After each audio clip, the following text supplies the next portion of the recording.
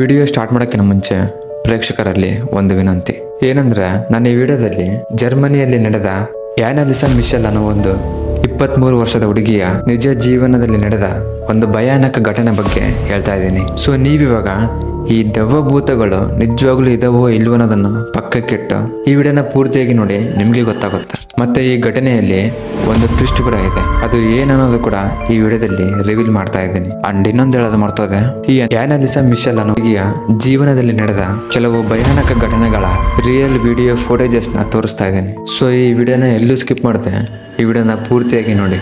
And ಇನ್ನು late ಮಾಡಿದೆ, ಈ ವಿಡಿಯೋದಲ್ಲಿ ಹೋಗೋಣ.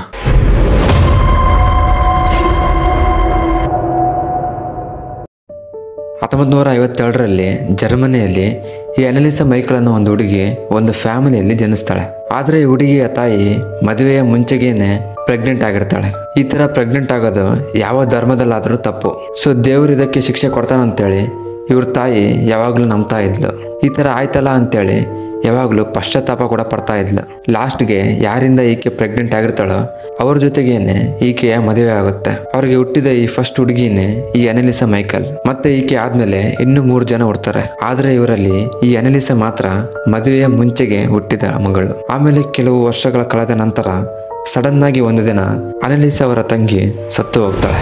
ಇದಾದ್ಮೇಲೆ ಅನಲಿಸಾ ಬಿಹೇವಿಯರ್ನಲ್ಲಿ ಬಹಳ ಚೇಂಜಸ್ ಬರ್ತವೆ. ಇವ್ರ ತಾಯಿ ಏನಂತ ನಂಬ್ತಾ ಇದ್ಲು ಅಂದ್ರೆ, ನಾವು ಮಾಡಿದ ಪಾಪಗಳೇ ನಮ್ಮನ್ನ ಈ ರೀತಿ ಕಾಡ್ತಾ ಇದ್ದೇವೆ ಅಂತೇಳಿ ನಂಬ್ತಾ ಇದ್ಲು. ಹಾಗೆ ಕೆಲವು ದಿನಗಳು ಆದ್ಮೇಲೆ ಅನಲಿಸಾ ಆರೋಗ್ಯದಲ್ಲಿ ಬಹಳ ಬದಲಾವಣೆಗಳು ಬರ್ತವೆ. ಹಾಗೆ ಇವ್ರ ತಾಯಿ ದೇವರ ಮೇಲೆ ಭಾರ ಹಾಕಿ ಇವೆಲ್ಲ ತಾನಾಗಿಯೇ ಸರಿ ಹೋಗ್ತವೆ ಅಂತೇಳಿ ಅನ್ಕೊಂತಾ ಇದ್ಲು. ಬರ್ತಾ ಬರ್ತಾ ಅನಲಿಸಾ ಹೆಚ್ಚಾಗಿ ಕೋಪ ತಂದ್ಕೊಳ್ಳೋದು, ವಿಚಿತ್ರವಾಗಿ ನೋಡೋದು, ಮಾತನಾಡೋದು, ಈ ತರ ಎಲ್ಲ ಮಾಡ್ತಾ ಇರ್ತಾಳೆ. ಸೊ ಅವಾಗಿಂದನೇ ಈ ಅನಲಿಸಾ ದೇಹದಲ್ಲಿ ದೆವ್ವಭೂತಗಳು ಇದಾವೆ ಅಂತೇಳಿ ಅವರ ತಂದೆ ತಾಯಿಯಂದಿರು ನಂಬೋಕೆ ಶುರು ಮಾಡ್ತಾರೆ. ಒಂದು ದಿನ ಅನಲಿಸಾ ಕಾಲೇಜಿನಲ್ಲಿ ಇದ್ದಾಗ ಸಿಜರ್ಸ್ ಆಗೋದು ಸ್ಟಾರ್ಟ್ ಆಗುತ್ತೆ. ಅಂದ್ರೆ ಕೈ ಕಾಲುಗಳು ಶೇಕ್ ಆಗೋದು, ಮತ್ತೆ ಏನಾಗ್ತಾ ಇದೆ ಅನ್ನೋದು ಅರಿವಿಲ್ಲದೆ ಇರೋದು. ಕೆಲವೊಂದು ಟೈಮ್ನಲ್ಲಿ ಆದ್ರೆ ಸಡನ್ ಆಗಿ ಕಾಲೇಜಿಂದ ಹೊರಗಡೆ ಬಂದು ಇನ್ನೆಲ್ಲಿಗೂ ಹೋಗೋದು. ಈ ತರ ಅನಲಿಸಾಗೆ ಎಲ್ಲ ವಿಚಿತ್ರವಾಗಿ ಆಗ್ತಾ ಇರತ್ತೆ. ಇನ್ನು ಇದೆಲ್ಲ ಓಕೆ, ಕೆಲವೊಂದ್ಸಲ ಆದ್ರಗಿನ ಸಂಬಂಧನೇ ಇಲ್ಲದೆ ತನ್ನಲ್ಲಿ ತಾನೇ ಮಾತಾಡ್ಕೊಳ್ಳೋದು, ಕಣ್ಣಿಗೆ ಕಾಣದೇ ಇರೋ ವ್ಯಕ್ತಿ ಜೊತೆ ಮಾತಾಡ್ತಾ ಇರೋದು, ಈ ತರ ಎಲ್ಲ ಮಾಡ್ತಾ ಇರ್ತಾಳೆ. ಆದ್ರೆ ಈ ತರ ಆಗ್ತಾ ಆಗ್ತಾ ಅನಲಿಸಾ ಆರೋಗ್ಯ ಬಹಳ ವೀಕ್ ಆಗುತ್ತೆ. ಆಮೇಲೆ ಇವರ ತಂದೆ ತಾಯಿ ಅನಲಿಸಾಗೆ ಏನಾದ್ರೂ ಆರೋಗ್ಯ ಸಮಸ್ಯೆ ಇರ್ಬೋದು ಅಂತೇಳಿ ಡಾಕ್ಟರ್ ಹತ್ರ ಹೋಗ್ತಾರೆ. ಒಂದು 5-6 ದಿನ ಆದ್ಮೇಲೆ ಹುಷಾರೇನೋ ಆಗ್ತಾಳೆ. ಆದ್ರೆ ಇದು ಜಾಸ್ತಿ ದಿನ ಇರಲಿಲ್ಲ. ಮೊದಲಿಗಿಂತ ಇವಾಗಿನ್ನು ಜಾಸ್ತಿ ಆಗೋದು ಸ್ಟಾರ್ಟ್ ಆಯ್ತು. ಪ್ರತಿದಿನ ಎಲ್ಲಿ ಬೇಕಾದ್ರಲ್ಲಿ ಕಣ್ಣು ತಿರುಗಿ ಬೀಳೋದು, ಯಾರಾದ್ರೂ ಹೊಸ ವ್ಯಕ್ತಿಗಳು ಕಂಡ್ರೆ ಗುರಾಯಿಸಿ ನೋಡೋದು, ಬೈಯೋದು, ಈ ತರ ಎಲ್ಲ ಮಾಡ್ತಾಳೆ. ಆಮೇಲೆ ಇವ್ರ ತಂದೆ ತಾಯಿ ಇದು ಆರೋಗ್ಯ ಸಮಸ್ಯೆ ಅಲ್ಲ, ಇದೇನೋ ಬೇರೆ ಇದೆ, ಏನಾದ್ರೂ ಕೆಟ್ಟ ಗಾಳಿ ಸೋಕಿರ್ಬೋದು ಅಂತೇಳಿ ಇವ್ರಿಗೆ ಗೊತ್ತಿರೋ ಒಬ್ಬ ಪ್ರೀಸ್ಟ್ ನ ಭೇಟಿ ಮಾಡ್ತಾರೆ. ಆಗ ಆ ಪ್ರೀಸ್ಟ್ ಏನ್ ಹೇಳ್ತಾನಂದ್ರೆ, ಇಟಲಿನಲ್ಲಿ ಒಂದು ಚರ್ಚ್ ಇದೆ, ಅಲ್ಲಿ ಒಂದು ಫಂಕ್ಷನ್ ನಡೀತಿದೆ, ಅಲ್ಲಿಗೆ ಏನಾದ್ರೂ ನಿಮ್ಮ ಮಗಳನ್ನು ಕರೆದುಕೊಂಡು ಹೋದ್ರೆ ಮಾನಸಿಕವಾಗಿ ಸರಿ ಹೋಗ್ತಾಳೆ ಅಂತೇಳಿ ಹೇಳ್ತಾರೆ. ಇನ್ನು ಸರಿ ಅಂತೇಳಿ ಅನಲಿಸಾ ಮತ್ತೆ ಅನಲಿಸಾ ಅವರ ತಂದೆ ಬಸ್ ಸೇರಿ ಇಟಲಿಗೆ ಹೋಗ್ತಾರೆ. ನಂತರ ಇಟಲಿನಲ್ಲಿರೋ ಚರ್ಚ್ಗೆ ಬಸ್ ರೀಚ್ ಆದಾಗ ಅಲ್ಲಿ ಅನಲಿಸಾ ಬಸ್ ಇಳಿಯೋಕೆ ಬಹಳ ಆಟ ಮಾಡ್ತಾಳೆ. ನಾನು ಬಸ್ನಿಂದ ಕೆಳಗೆ ಇಳಿಯುವುದಿಲ್ಲ ಅಂತೇಳಿ ಹೇಳ್ತಾಳೆ. ಆಗ ಆ ಬಸ್ನಲ್ಲಿರೋ ಕೆಲವು ಜನ ಸೇರಿ ಒಂದೇ ಸಮನೆ ಆಕೆಯನ್ನ ಬಸ್ನಿಂದ ಕೆಳಗೆ ಇಳಿಸ್ತಾರೆ. ಆಮೇಲೆ ಚರ್ಚ್ ಒಳಗೆ ಹೋದಾಗ ಒಂದು ಹೋಲಿ ವಾಟರ್ ಅಂತೇಳಿ ಕೊಡ್ತಾರೆ. ಆ ಹೋಲಿ ವಾಟರ್ ಅನ್ನ ಕುಡಿ ಅಂತೇಳಿ ಅನಲಿಸಾಗೆ ಕೊಟ್ರೆ ಬಹಳ ಜೋರಾಗಿ ಕಿರುಚೋಕೆ ಶುರು ಮಾಡ್ತಾಳೆ. ನಾನು ಇದನ್ನು ಕುಡಿಯುವುದಿಲ್ಲ, ನನಗೆ ಇದು ಬೇಡ, ಇದು ಬಹಳ ಗಲೀಜಾಗಿದೆ, ಇದರಿಂದ ಬಹಳ ಕೆಟ್ಟ ವಾಸನೆ ಬರ್ತಾ ಇದೆ ಅಂತ ಜೋರಾಗಿ ಕಿರುಚೋಕೆ ಸ್ಟಾರ್ಟ್ ಮಾಡ್ತಾಳೆ. ಈ ತರ ಆಗ್ತಾ ಇರೋದನ್ನ ನೋಡಿ ಅನಲಿಸಾ ಅವರ ತಂದೆ ಆಕೆಯನ್ನ ಮನೆಗೆ ಕರೆದುಕೊಂಡು ಬರ್ತಾನೆ. ಇನ್ನು ಮನೆಗೆ ಬಂದು ನೋಡಿದ್ರೆ ಆಲ್ರೆಡಿ ಒಬ್ಬ ಪ್ರೀಸ್ಟ್ ಅವರ ಮನೆಯಲ್ಲಿ ಇರ್ತಾನೆ. ಆಗ ಅನಲಿಸಾಗೆ ಬಹಳ ಕೋಪ ಬರುತ್ತೆ. ಬಟ್ ಆದ್ರೂ ಸುಮ್ಮನೆ ಆಗಿ ತನ್ನ ರೂಮ್ಗೆ ಹೋಗ್ತಾ ಇರ್ತಾಳೆ. ಆಗ ಆಕೆಯ ಹಿಂದೆನೆ ಈ ಪ್ರೀಸ್ಟ್ ಕೂಡ ನಿಧಾನಕ್ಕೆ ಹೋಗ್ತಾ ಇರ್ತಾನೆ.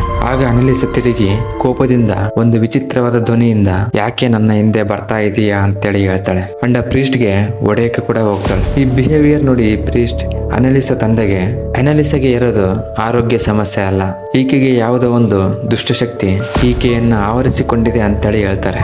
ಆಗ ಅನಲಿಸಾ ತಂದೆ ತಾಯಿ ಒಬ್ಬ ದೊಡ್ಡ ಪ್ರೀಸ್ಟ್ ಹತ್ರ ಇದಕ್ಕೆ ಪರಿಷ್ಕಾರ ಕೇಳಕ್ಕೆ ಹೋಗ್ತಾರೆ. ಆ ಪ್ರೀಸ್ಟ್ ಹೆಸರೇ ಬಿಷಪ್ ಜೋಸೆಫ್ ಸ್ಟ್ಯಾಂಗಲ್. ಈ ಪ್ರೀಸ್ಟ್ ಅನಲಿಸಾ ಬಿಹೇವಿಯರ್ ನೋಡಿದ ಕೂಡಲೇ ಈಕೆಗೆ ತಕ್ಷಣವೇ ಎಕ್ಸೋರ್ಸಿಸಮ್ ಮಾಡಬೇಕಂತೇಳಿ ಹೇಳ್ತಾರೆ. ಅಂದ್ರೆ ಆಕೆಯ ದೇಹದಿಂದ ಬೇರೆ ಆತ್ಮಗಳನ್ನ ದೂರ ಮಾಡೋದು. ಕೊನೆಗೆ ಒಂದು ದಿನ ಅನಲಿಸಾ ಮೇಲೆ ಎಕ್ಸೋರ್ಸಿಸಮ್ ಮಾಡೋದು ಶುರು ಮಾಡ್ತಾರೆ. ಈ ಎಕ್ಸೋರ್ಸಿಸಮ್ ಮಾಡುವಾಗ ಅನಲಿಸಾ ಬಹಳ ಜೋರಾಗಿ ಅಳ್ತಾಳೆ. ಆ್ಯನಲಿಸಾಯನ್ನ ಮಂಚದ ಮೇಲೆ ತನ್ನ 2 ಕೈಗಳನ್ನ ಕಟ್ಟಿ ಹಾಕಿ ಈ ಎಕ್ಸೋರ್ಸಿಸಮ್ ನ ಮಾಡ್ತಾರೆ. ಯಾಕಂದ್ರೆ ಆ್ಯನಲಿಸಾ ಯಲ್ಲಿರೋ ಆತ್ಮ ಬಹಳ ಪವರ್ಫುಲ್ ಅಂತೇಳಿ ನಂಬ್ತಾ ಇದ್ರು. ಹೀಗೆ ಆ್ಯನಲಿಸಾ ಮೇಲೆ 1 ತಿಂಗಳಲ್ಲ 2 ತಿಂಗಳಲ್ಲ 10 ತಿಂಗಳವರೆಗೂ 67 ಸಾರಿ ಈ ಎಕ್ಸೋರ್ಸಿಸಮ್ ನ ಮಾಡ್ತಾರೆ. ನಿಮ್ಗೆ ಈಗ ಆ್ಯನಲಿಸಾ ಮೇಲೆ ಈ ಎಕ್ಸೋರ್ಸಿಸಮ್ ನ ಯಾವ ರೀತಿ ಮಾಡ್ತಾ ಇದ್ರು ಅನ್ನೋದು ತೋರಿಸ್ತಾ ಇದೀನಿ ನೋಡಿ.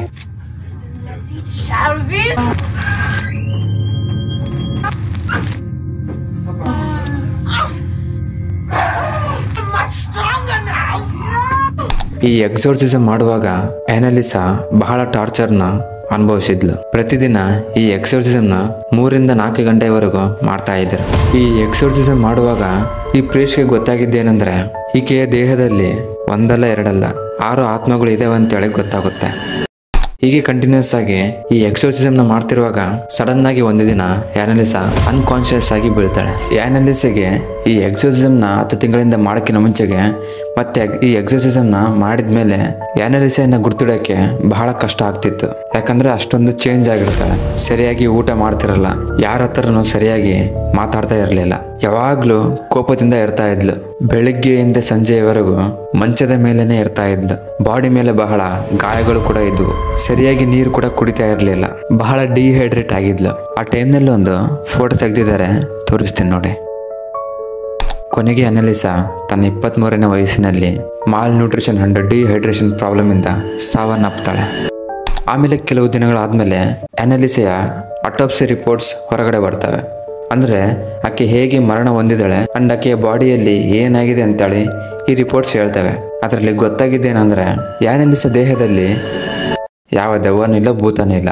ಆಕೆಗೆ ಇರೋದೊಂದು ಟೆಂಪರಲ್ ಲೋಬ್ ಡಿಸಾರ್ಡರ್. ಇದು ಯಾರಿಗಾದ್ರೂ ಬಂದ್ರೆ ಅವರ ಬ್ರೈನ್ ಅಲ್ಲಿರೋ ಕೆಲವು ಎಲೆಕ್ಟ್ರಿಕಲ್ ಸಿಗ್ನಲ್ಸ್ ಸರಿಯಾಗಿ ಕೆಲಸ ಮಾಡಲ್ಲ. ಅಂದ್ರೆ ನಿಮ್ಗೆ ಅರ್ಥ ಆಗೋ ರೀತಿ ಹೇಳ್ಬೇಕು ಅಂದ್ರೆ ಇದಕ್ಕೆ ಎಫೆಕ್ಟ್ ಆಗಿರೋರು ಅವ್ರ ಬಾಡಿ ಅವರ ಕಂಟ್ರೋಲ್ನಲ್ಲಿ ಇರಲ್ಲ. ಇಮಿಡಿಯೇಟ್ ಆಗಿ ಕೋಪ ತಂದ್ಕೊಳ್ಳೋದು, ಕಿರುಚೋದು, ಅವ್ರಿಗೆ ಗೊತ್ತಿಲ್ಲದೆ ಬಾಡಿಗೆ ಇಂಜುರೀಸ್ ಮಾಡ್ಕೊಳ್ಳೋದು, ಗಾಯಗಳು ಮಾಡ್ಕೊಳ್ಳೋದು, ಈ ಥರ ಎಲ್ಲ ಮಾಡ್ತಾರೆ. ಅಂಡ್ ಇದು ಬಂದವ್ರಿಗೆ ಇನ್ನೂ ಬಹಳ ಪ್ರಾಬ್ಲಮ್ಸ್ ಬರ್ತವೆ.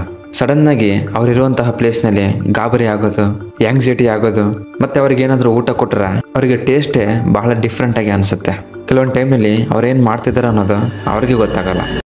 ಸೊ ಈ ಥರ ಒಂದು ಪ್ರಾಬ್ಲಮ್ ಆ್ಯನಲಿಸಾಯಲ್ಲಿ ಇದ್ರೆ ಇವಳು ತಂದೆ ತಾಯಿ ನೋಡಿದ್ರೆ ಈ ಹುಡುಗಿಯ ದೇಹದಲ್ಲಿ ದೇವಭೂತಗಳಿದೇವಂತ ಮೂಢನಂಬಿಕೆಗಳನ್ನ ನಂಬಿ ಯಾರೋ ಒಬ್ಬ ಪ್ರೀಸ್ಟ್ಗೆ ಹೇಳಿ ಅವರು ಈ ಎಕ್ಸೋರ್ಸಿಸಮ್ ಹೆಸರಿನಲ್ಲಿ ಆ್ಯನಲಿಸಾಗೆ 10 ತಿಂಗಳವರೆಗೂ ಚಿತ್ರಹಿಂಸೆ ಕೊಟ್ಟು ಆಕೆಯನ್ನು ಸಾಯೋ ಥರ ಮಾಡ್ತಾರೆ. ಕೊನೆಗೆ ಈ ವಿಷಯ ಗವರ್ನಮೆಂಟ್ಗೆ ಗೊತ್ತಾಗಿ ಆ್ಯನಲಿಸಾ ಅವರ ತಂದೆ ತಾಯಿಯವರನ್ನ ಮತ್ತೆ ಆ ಪ್ರೀಸ್ಟ್ಗಳನ್ನ ಜೈಲ್ಗೆ ಕಳಿಸ್ತಾರೆ. ಕನ್ಕ್ಲೂಷನ್: ನಮ್ಮ ಪ್ರಪಂಚದಲ್ಲಿ ಬಹಳ ಜನ ಈ ದೆವ್ವ, ದೇವರು, ಭೂತಗಳು ಇವೆಲ್ಲ ಇದಾವೆ ಅಂತೇಳಿ ಸ್ಟ್ರಾಂಗ್ ಆಗಿ ಬಿಲೀವ್ ಮಾಡೋರಿದ್ದಾರೆ. ಮತ್ತೆ ಇನ್ನೊಂದು ಕಡೆ ಇದಕ್ಕೆ ಅಪೋಸಿಟ್ ಆಗಿನೂ ಇದ್ದಾರೆ. ಅಂದ್ರೆ ಈ ದೆವ್ವ ಭೂತಗಳು ಇಲ್ಲ ಅಂತ ನಂಬೋರು. ನನ್ನ ಯೂಟ್ಯೂಬ್ ಚಾನಲ್ನಲ್ಲಿ ನಿಜ ಜೀವನದಲ್ಲಿ ನಡೆದ ಹಾರರ್ ಇನ್ಸಿಡೆಂಟ್ಸ್ ಘಟನೆಗಳ ಬಗ್ಗೆ ಎಕ್ಸ್ಪ್ಲೇನ್ ಮಾಡ್ತಾ 2 ವಿಡಿಯೋಸ್ಗಳನ್ನು ಹಾಕಿದ್ದೆ. ನಂದು ಇನ್ನೂ ಹೊಸ ಯೂಟ್ಯೂಬ್ ಚಾನಲ್ ಆಗಿರೋದ್ರಿಂದ ದೊಡ್ಡದಾಗಿ ವ್ಯೂಸ್ ಏನು ಬಂದಿಲ್ಲ. ಬಟ್ ಒಂದು ವಿಡಿಯೋಗೆ ಮಾತ್ರ ಸ್ವಲ್ಪ ಚೆನ್ನಾಗಿ ವ್ಯೂಸ್ ಏನೋ ಬಂದಿತ್ತು.